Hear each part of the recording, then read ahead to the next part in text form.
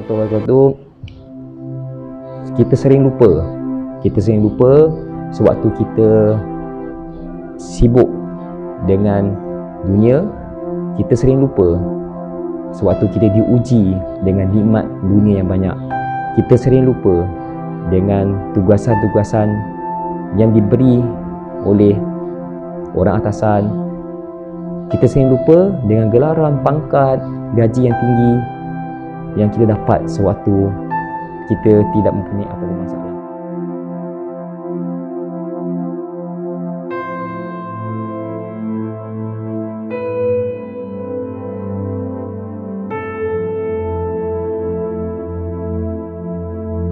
Kita sering lupa sewaktu kita sihat.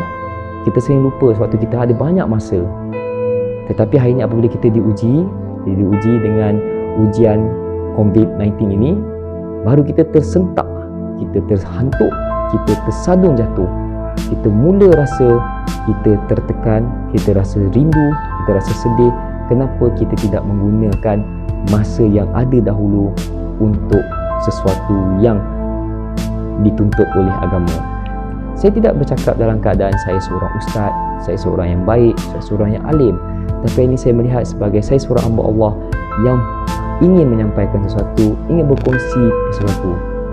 Sebagai seorang pengidap penyakit saraf cervical dystonia selama hampir 2 tahun yang masih sehingga ke hari ini secara alopatinya, secara moden tradisionalnya masih belum ada penawar, saya tersentak apabila COVID-19 ini telah memberi satu impak yang besar kepada agama kita, agama Islam yang kita sayangi.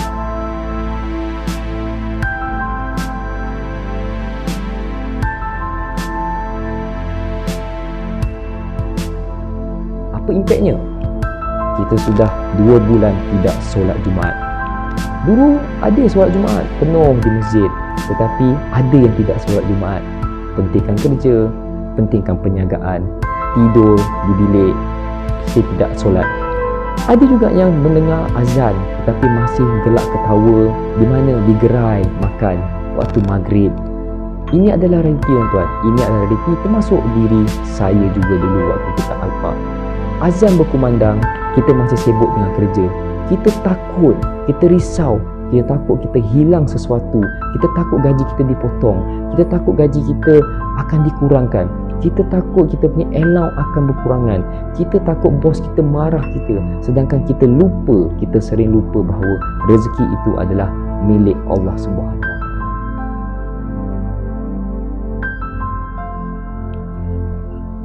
Tuan-tuan, Allah menanti di rumahnya. Allah menanti kita di rumahnya. Allah menanti kita datang ke rumahnya. Rumahnya tersergam indah, terutama di negara kita Malaysia.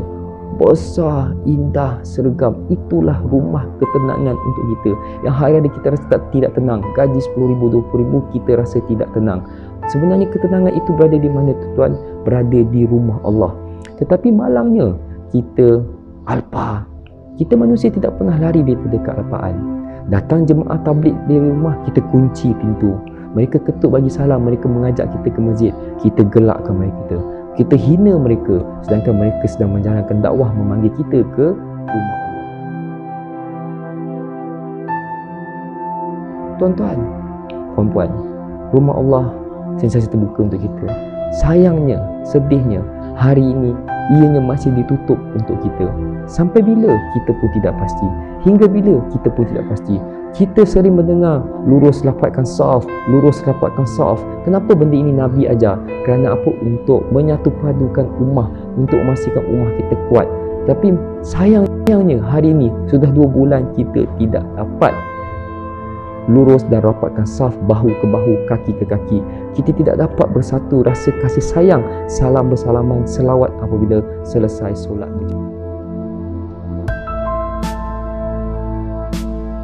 Bau-bau wangian di dalam masjid, di dalam surau rumah Allah.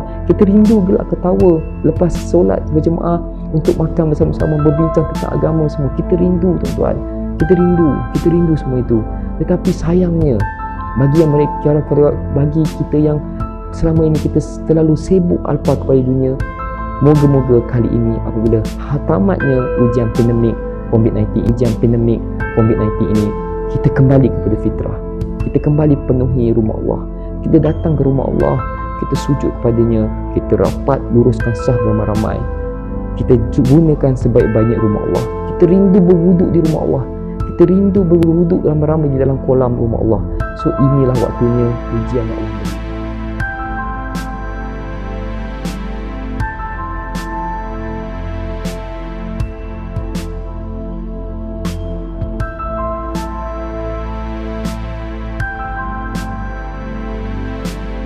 Allah memberi kita ujian ini adalah untuk memberi nikmat kepada kita, dan ujian ini adalah untuk menguji kesabaran kita.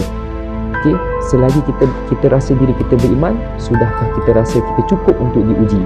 Inilah waktunya. Rujuk surah Al-Ankabut ayat 2 bermaksud, inilah maksudnya. Kita mengaku kita beriman, tetapi adakah kita cukup rasa kita cukup telah diberi?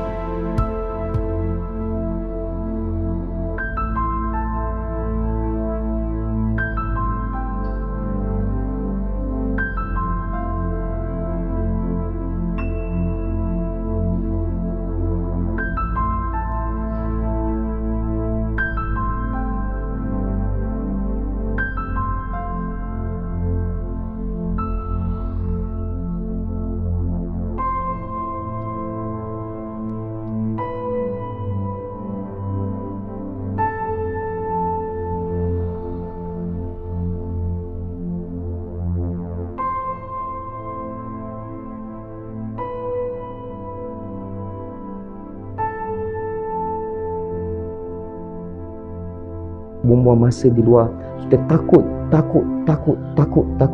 rezeki kita hilang, tapi kita lupa rezeki itu pemiliknya adalah daripada Allah SWT. Kita jaga dia, dia jaga kita.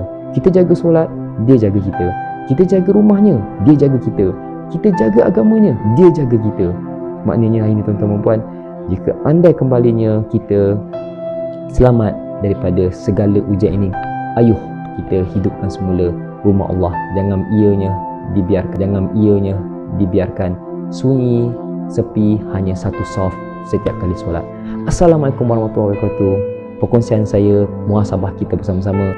Semoga apa yang saya sampaikan ini dapat kita share, komen dan like, supaya ianya memberi peringatan dan nasihat, perkongsian yang murni, muhasabah diri kita bersama. Assalamualaikum warahmatullahi wabarakatuh.